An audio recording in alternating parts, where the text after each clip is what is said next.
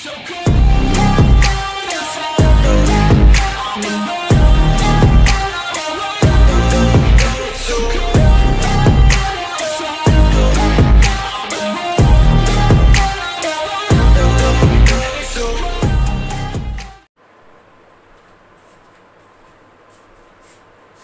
Friends, आपका स्वागत है हमारे अपने चैनल नौकरी गुरुजी में। और आज हम जिस इम्पोर्टेंट चीज़ के बारे में बात करने जा रहे हैं वो है हमारे पंजाब में निकली हुई वार्ड अटेंडेंट्स की 800 पोस्ट। किस चीज़ की दोस्तों? पोस्ट, वार्ड अटेंडेंट की 800 पोस्ट। जिन पोस्टों के लिए अभी फॉर्म भरे जा रहे हैं, अभी फ़िलहाल भी इन पोस्टों के लिए फॉर्म भरे जा रहे हैं दोस्तों। और आज हम उसके सिलेबस के बारे में बात करेंगे, यानी कि सिलेबस जो अकॉर्डिंग टू अस, यानी कि हमारे चैनल नौकरी गुरुजी के अनुसार जो वार्ड अटेंडेंट का सिलेबस होने वाला है दोस्तों, आज हम उस सिलेबस के बारे में बात करने जा रहे हैं। तो सबसे पहले ज़्यादा टाइम लेते हुए ना लेते हुए आपका, तो हम बात करेंगे। सबसे पहले है हमारा जनरल मैथ। ठीक है दोस्तों, जनरल मैथ अकॉर्डिंग एक एक करके हम सबके बारे में ये भी बताएंगे कि इनके अंदर से कौन से टॉपिक उठाए जाएंगे। और जैसे साइंस है तो हम उसके बारे में भी डिस्कस करेंगे। मोस्टली मैथ और साइंस के बारे में हम डिस्कस करने वाले हैं नेक्स्ट कुछ दिनों में आने वाले में। तो सबसे पहले हमारा सिलेबस में होगा जनरल मैथ। क्योंकि एक बात ध्यान रखिएगा दोस्तों, क्योंकि ये जो पोस्टें हैं पंजाब की, ये 8वीं बेस पे निकाली गई थी और बाद में इन पोस्टों को 10th +2 और ग्रेजुएशन बेस पे सब मतलब डॉक्यूमेंट मांग लिए गए और उनको स्कैन करके उस पर अपलोड कर भी दिया गया है बच्चों द्वारा। तो ध्यान में रखें इस बात को कि इस पोस्ट को सबसे पहले 8वीं बेस पंजाबी बेस पे निकाला गया था और अब इन पोस्टों पे 10th और +2 बेस पे भी फार्म भरे जा रहे हैं। और इसलिए हमें यह भी बात ध्यान में रखनी है कि हमारा डिफ़िकल्टी लेवल पेपर का कितना होगा। ठीक है दोस्तों, डिफ़िकल्टी लेवल मेरे अनुसार कुछ इतना ज़्यादा हार्ड भी नहीं होने वाला है और इतना ज़्यादा आसान भी नहीं होने वाला है। तो हम सबसे पहले बात कर रहे हैं जनरल मैथ, यानी कि सामान्य गणित। और सेकंड नंबर पे जो हमारा है जनरल साइंस, थर्ड नंबर पे जो हमारा है जनरल पंजाबी, फोर्थ नंबर पे जो पेपर में आने वाली चीज़ है वो है जनरल इंग्लिश। ठीक है दोस्तों, उसके बाद है हमारा जनरल रीजनिंग। अब इनमें ध्यान देने वाली ये बात है कि इन पांचों चीज़ों में से, ये पांचों चीज़ें तो हर एक पेपर में आती है। अब ध्यान देने वाली बात ये है कि इनका डिफ़िकल्टी लेवल कितना होगा और इनके अंदर से क्वेश्चन किस किस टॉपिक से आएंगे। और बात ये भी देखने वाली है कि इस एग्ज़ाम को ज़्यादा दिन ना लेते हुए 2 महीनों के अंदर अंदर, मेरे हिसाब से 2-2.5 महीनों के अंदर अंदर ले लिया जाएगा और उनकी ज्वाइनिंग भी करवा दी जाएगी। तो अकॉर्डिंग टू अस, यानी कि नौकरी गुरुजी के अनुसार बहुत तेज़ी से इसका सिलेबस करना पड़ेगा। एक एक करके टॉपिक हमने चुन लिए हैं, वो अभी आपको हम बताने जा रहे हैं। इसके अलावा हम आपको जो करवाएंगे इस सिलेबस के से जो अलग है, थोड़ा हटके है इस सिलेबस से, वो है स्पेशल टॉपिक आपका जो हमारे पंजाब से रिलेटेड है, वो है पंजाबी लिटरेचर। हमें पंजाबी लिटरेचर है जो मतलब पंजाब का जो साहित्य है, पंजाब शुरू से लेके आज तक जितने भी इससे रिलेटेड क्वेश्चन बनते हैं वो हम आपको स्पेशली 1 दिन या 2 दिन 3 दिन जितने भी होंगे, जितने क्वेश्चन होंगे उसके अकॉर्डिंग टाइम निकाल के हम करवाते रहेंगे। क्योंकि ये जो पंजाब का एग्ज़ाम है 800 पोस्ट वार्ड अटेंडेंट की, इनमें पंजाबी लिटरेचर का एक अलग ही महत्व है दोस्तों। ठीक है, समझ गए ना आप?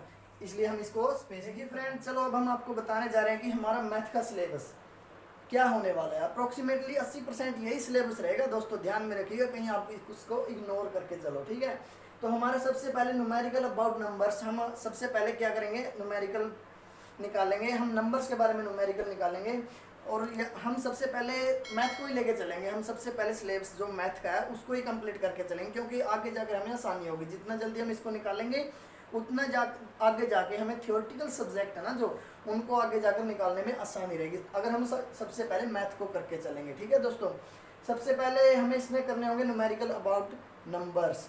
नंबर्स के बारे में न्यूमेरिकल निकालने होंगे टोटली। ठीक है दोस्तों, उसके बाद आएगी फ्रैक्शन, क्योंकि फ्रैक्शन है ना जो, ये सरल करने का एक तरीका है। और न्यूमेरिकल जो सबसे पहले अगर हम सरल करना सीखेंगे तभी जाके नीचे वाले सब सिलेबस हम कर पाएंगे। ठीक है दोस्तों, फ्रैक्शन हमारा इसलिए इंपॉर्टेंट चैप्टर है, ये हमारा सेकंड चैप्टर रहेगा जो हम आपको अब सिलेबस करवाएंगे, उसका ये हमारा सेकंड चैप्टर रहेगा। ठीक है दोस्तों, उसके बाद है हमारा एचसीएफ और एलसीएम। अब ये भी बहुत इंपॉर्टेंट चैप्टर है। इसके बाद हमारा है ratio and mixture. Ratio and mixture में हम मान लो कहीं 2 या 3 दिन मुश्किल से लगाएंगे, क्योंकि ज़्यादा लंबा चैप्टर नहीं है ये, इसको जल्दी से जल्दी निकालने की कोशिश करेंगे। उसके बाद है हमारा लॉस एंड प्रॉफिट, ये भी 2-3 दिन का चैप्टर है बस। उसके बाद है टाइम एंड वर्क, और उसके बाद है इंटरेस्ट। इंटरेस्ट चैप्टर है ना जो सर, उसमें हमें मेहनत करनी पड़ेगी थोड़ी सी, ज़्यादा नहीं थोड़ी सी। अगर हम ध्यान से करते रहेंगे तो हो जाएगा, बड़े आराम से हो जाएगा। हम आपके साथ हैं और नौकरी गुरुजी चैनल हमेशा आपके साथ है, ठीक है दोस्तों। अब जो डिस्टेंस बेस्ड क्वेश्चन है, जैसे डिस्टेंस निकालनी है, 2 चीज़ों के बारे में दे दिया जाता है कि ए और बी के बीच की डिस्टेंस निकालो। अलग अलग सिचुएशन में अलग अलग क्वेश्चन होते हैं, ठीक है दोस्तों। अब हम आपको वो भी करवा के चलेंगे। और उसके बाद है हमारे थ्योरम।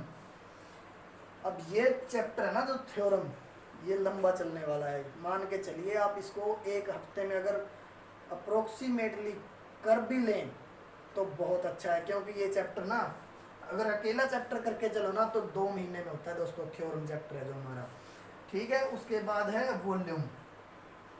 वॉल्यूम किसी भी शेप्स का वॉल्यूम निकालना हो तो उसके बाद है हमारा एरिया। एरिया जानते होगे फ्रेंड, एरिया तो आप बचपन से ही सुनते आए हैं। वो एरिया से रिलेटेड जितने भी क्वेश्चन हो गए वो हमें करके चलने पड़ेंगे।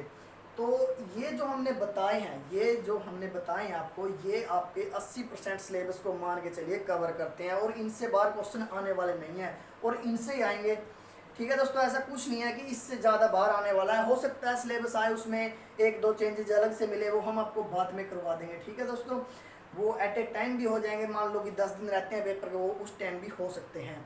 इससे पहले कि सिलेबस आए या मतलब रोल नंबर आए, उससे पहले हम कुछ ना कुछ तो करके चलें। अगर आज से शुरू करेंगे तभी जाके बात बनेगी ना दोस्तों, ठीक है। उसके बाद हम देखते हैं कि 1 2 3 4 5 6 7 8 9 10 11 चैप्टर दोस्तों। 11 चैप्टर बहुत हो जाते हैं।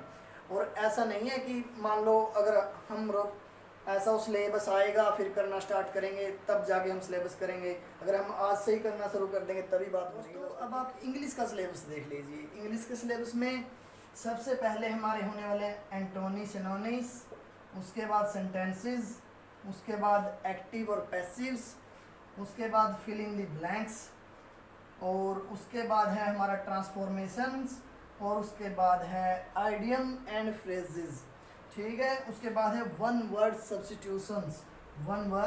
सब्स्टिट्यूशंस, उसके बाद है एरर करेक्शन, मान लीजिए आप इसको एरर और एरर करेक्शन एक ही बात है। उसके बाद है ग्रामर में जो हम मतलब सबसे पहले देखेंगे कि वो है आर्टिकल्स, उसके बाद है प्रीपोजिशंस, उसके बाद डेटर्मिनर, कंजक्शन, मॉडल्स और टेंसेस। अब ये जो हमने 13 टॉपिक्स लिखे हैं, अब इनमें आप बात ये देखिए कि सबसे पहले है एनोनी सेनोनी। जो ये 2 टॉपिक है ना दोस्तों, ये डिपेंड है आपकी सेल्फ स्टडी के ऊपर। इसमें हम आपकी हेल्प नहीं कर पाएंगे, क्योंकि आप जितना ज़्यादा इनको पढ़ोगे उतना ही ज़्यादा आप इनको सीखोगे, उतना ही ज़्यादा आप याद कर पाओगे, क्योंकि याद तो अब आपको ही करने पड़ेंगे ना। क्योंकि अब जो ये एंटोनी और सिनोनी है ये थ्योरेटिकल हैं, इसलिए अब हम इनको आगे बिल्कुल लास्ट में लेके चलेंगे। क्योंकि मान लीजिए हम आपको 200-300 प्रिपेयर करवा भी देते हैं, हो सकता है उनसे बाहर आ जाए, क्योंकि मेहनत इन पे ज़्यादा लगती है और मतलब बिल्कुल आते 1-2 ही हैं। उसके बाद है सेंटेंसेस, आपको पूरे वाक्य दिए मिलेंगे, उन वाक्यों में आपको देखना पड़ेगा, उनकी फॉर्मेशन देखनी पड़ेगी, ठीक है या गलत है वो आपको उसके हिसाब से करना पड़ेगा। अब एक्टिव पैसेज, ये दोस्तों है ग्रामर की चीज़ें, ये हम आपको करवा के चलेंगे, बिल्कुल अच्छे से करवा के चलेंगे, इनमें गलती की कोई गुंजाइश नहीं रहेगी, ठीक है। जो ग्रामर का पोर्शन है वो हम आपको करवा के चलेंगे, क्योंकि उसमें ही ज़्यादा दिक्कत आती है। अब मान लीजिए पेपर में कोई भी सेंटेंसेज आ गया, उसमें हेल्पिंग वर्ब फिलअप करनी पड़ गई, वो भी हमें ग्रामर के हिसाब से ही फिलअप करनी पड़ेगी, ऐसे तो हम कर नहीं सकते, ठीक है। इसलिए हमें रूल अच्छे से याद होने चाहिए। उसके बाद है फिल इन दी ब्लैंक्स।